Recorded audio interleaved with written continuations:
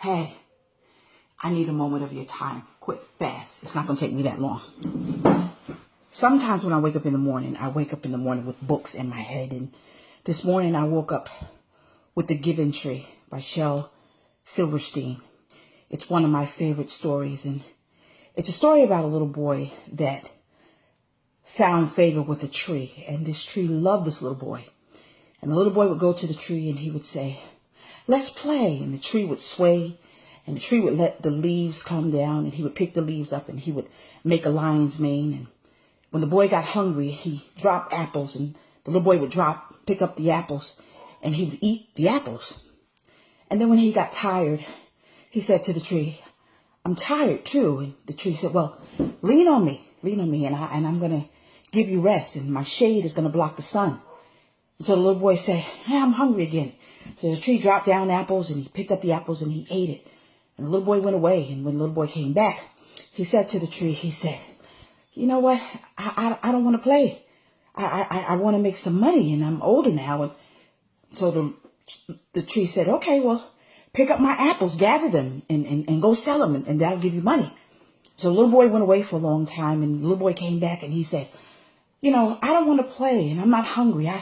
I'm making money, but I want to get a wife and I want to get a family and I need to build a house. I have to prepare for my family." So the tree said, "Well, I don't have any money, but look, I got branches and my home is the forest and there's trees all around us. Gather the trees and cut off some of my limbs and you go build a house for your family because I want you to be happy." So the little boy ran and he did that and he came back and then he said, "I'm tired. I just want to get away. You know, I need a boat. Can you give me a boat?" And the tree says, "Well, I don't have a boat, but you know, my stump and my whole body, it can build a boat. So cut me down and you get your boat and you, as sad as I'm going to be, I want you to be happy. You build your boat and you go away." And so the little boy went away for a long time and the tree was unhappy. But when the little boy finally came back, he was old, he was feeble, he was frail. And he said to the tree, he said, "I'm tired. You know, I'm just exhausted. I'm beat. I don't need money and my teeth can't even eat the apples, but I just want to rest." And the tree said, "Well, I'm a stump now and you've taken all I had. I only got a stump left. Your knees are feeble. Sit down and let me give you rest." And the little boy sat down and he rested. Mothers are that tree. Wives are that tree. We give and we give and we give until there's nothing left. The funny thing about the story is, as I begin to flip through the pages, when I begin to read it to my children as they were babies, nowhere in that story did I hear or read where the little boy nurtured the tree. The little boy didn't put fertilizer down. The little boy did not put water down. The little boy didn't ask the tree, "Do you need anything?" That book hit home as I deal with so many women who are just drained. They're drained and the families keep taking and taking and taking and taking and taking till there's nothing left but a little stump.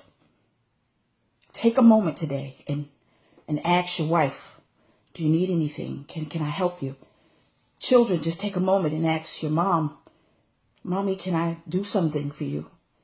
Because the worst thing you could do is just keep taking and taking and taking and not replenishing. The wonderful thing about life is as we become adults, we realize that love is recyclable. You put love in and you get love out.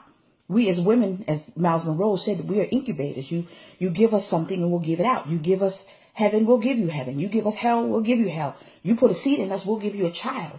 You give us a vision and we'll help you birth it. But the little boy was just so selfish because it's a book about selfishness where he just took and he took and he took and he went away and he disappeared for years. But when he needed something, he came back.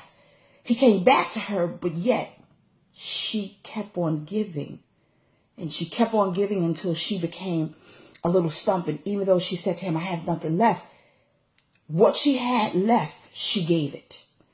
And one thing about women, we're givers, we're nurturers. We'll keep giving, we'll keep giving. But the person that keeps taking needs to stop and pause and say, "Wait a minute. I got to nurture that thing so she can have something to give me."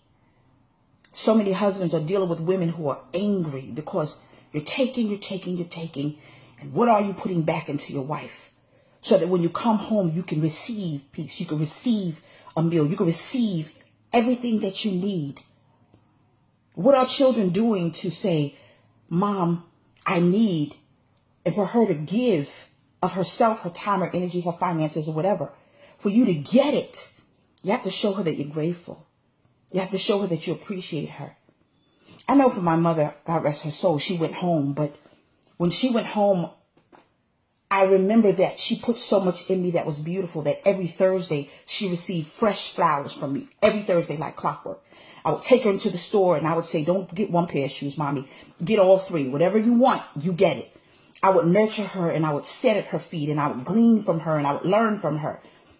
And she was able to understand that I not just was her daughter, but I was her friend.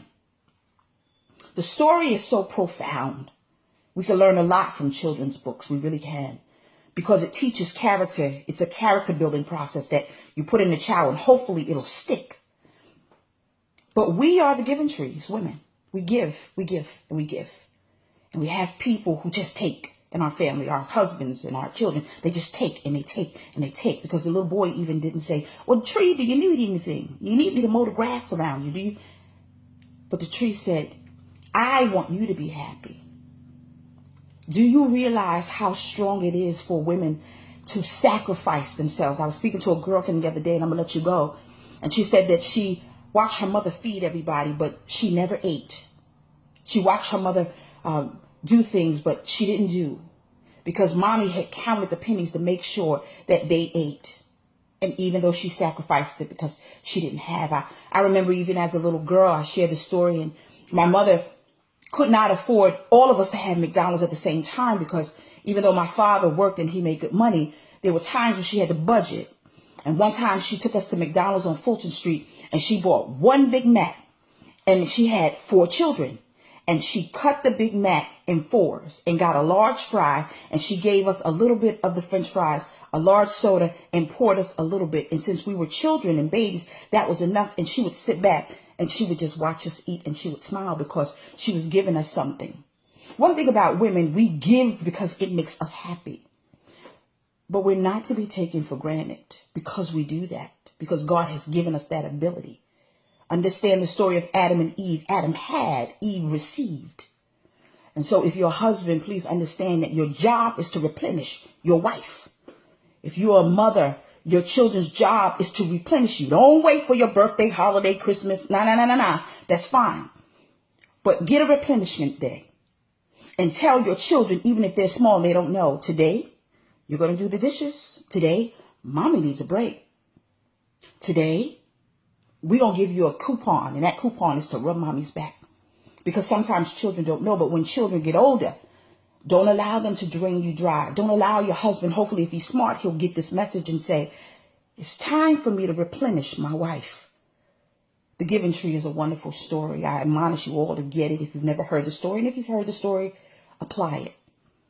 I admonish couples to get it and read it to each other. That's what I would do if I was counseling couples. Read The Giving Tree to each other, so that you won't be selfish and you'll realize that your husband or your wife needs replenishment. Women specifically, we need to be replenished. And it's not about sex. Sex is a wonderful thing. You're married, have lots of it. However, when your wife is tired, she won't even tell you because she doesn't want to rattle your feathers.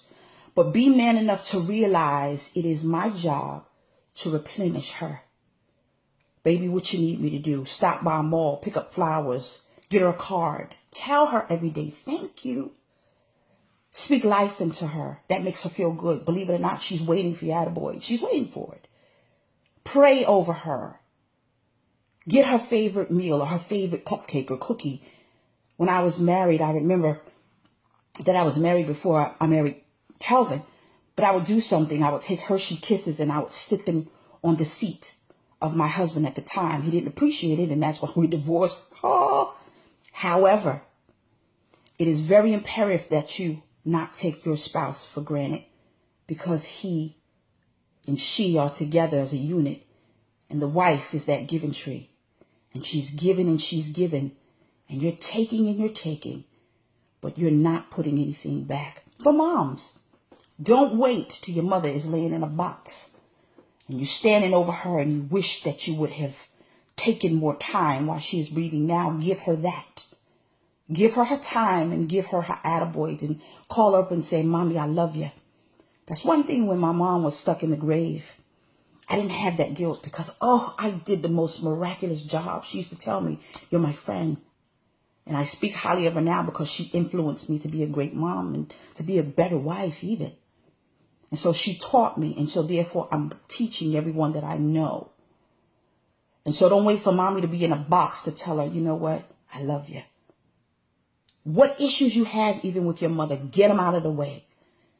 Because she has been that giving tree. And you might not understand that, but when she wants to give you and she doesn't have, it's because she budgeted her money to make sure you had a roof over your head and that you guys can eat. And so when she says no, it's not that she's saying no. She might be mad because she wants to give it to you, but she can't. But she does it in another way. You might be too selfish to realize that.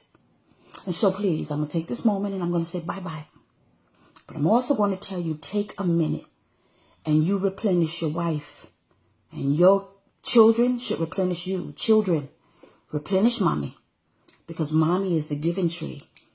And over the course of time, she's going to be that little stump.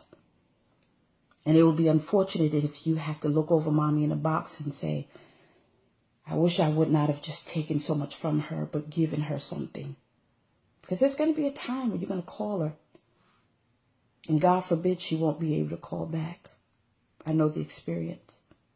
So don't wait for Mother's Day. Don't wait for Christmas or birthday. You acknowledge the woman in your life.